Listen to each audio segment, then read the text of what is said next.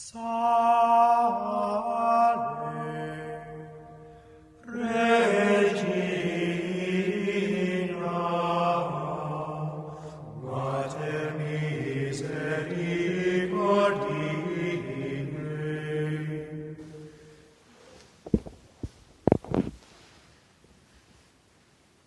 Not everyone who says to me, Lord, Lord, will enter the kingdom of heaven, but only the one who does the will of my Father in heaven.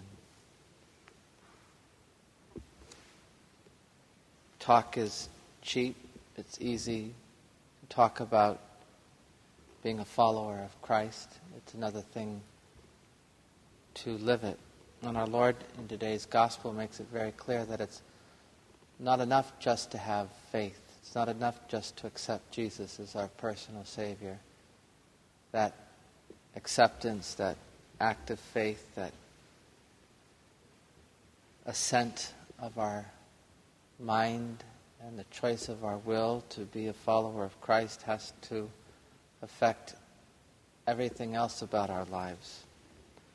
And our Lord makes it very clear when He gives us this analogy of the house built on rock. It's a wonderful analogy, and the analogy could be used in many ways. And it's important to know that what our Lord is not saying here, because one way this analogy of using the idea of a foundation could be used would be to say that the foundation of our spiritual life is faith. And upon that foundation of faith, we build the house of good works. So faith is the rock foundation, and then upon that, when we live the spiritual life, and we live a life of charity and obedience to God's commandments, then upon that foundation of faith, we build a house of good works. Now that's a good analogy, and it's true, but that's not what our Lord is saying in this gospel today. Because our Lord says, everyone who listens to these words of mine and acts on them will be like a wise man who built his house on rock. So what our Lord is saying is that faith and good works is the foundation upon which we build our spiritual life. That the both of them together form that foundation. And while that other analogy would be good to illustrate how we have to build on faith, our Lord is emphasizing the importance of how these two things, faith and good works, are so united that they cannot be separated. They're so foundational and basic to the spiritual life that we can never even begin to conceive of them as separate. They're distinct, but not separate.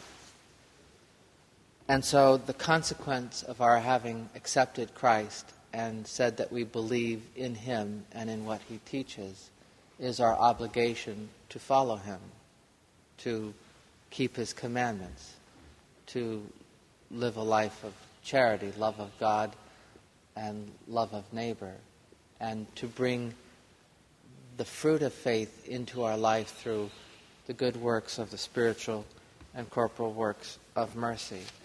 That's the foundation upon which we build our spiritual life. That's how we grow closer to God. That's how we progress towards our future, which is ultimately heaven. And the two things can never be separated. And so, as we reflect on these words, and we come before our Lord in the Eucharist, we witness the truth of our faith in the Blessed Sacrament, and we exercise our faith as we come and kneel in adoration before the Lord. But we also try to make ourselves worthy to receive Jesus in the Blessed Sacrament, as worthy as we possibly can, so that our Lord has a fitting dwelling place.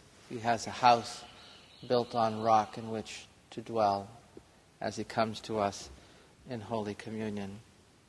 We can ask our Blessed Lady today to help us always embrace our faith with ever greater conviction, so that we might be motivated to keep His commandments and to do the works of justice with a tremendous amount of zeal, because the fruit of faith is good works. If we really have faith and we really are convicted in what we believe, then we will see things in a completely different light.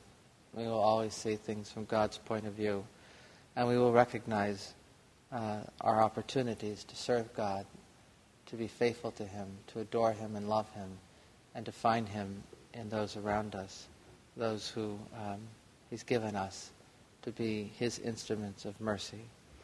And so let us not just call out, Lord, Lord.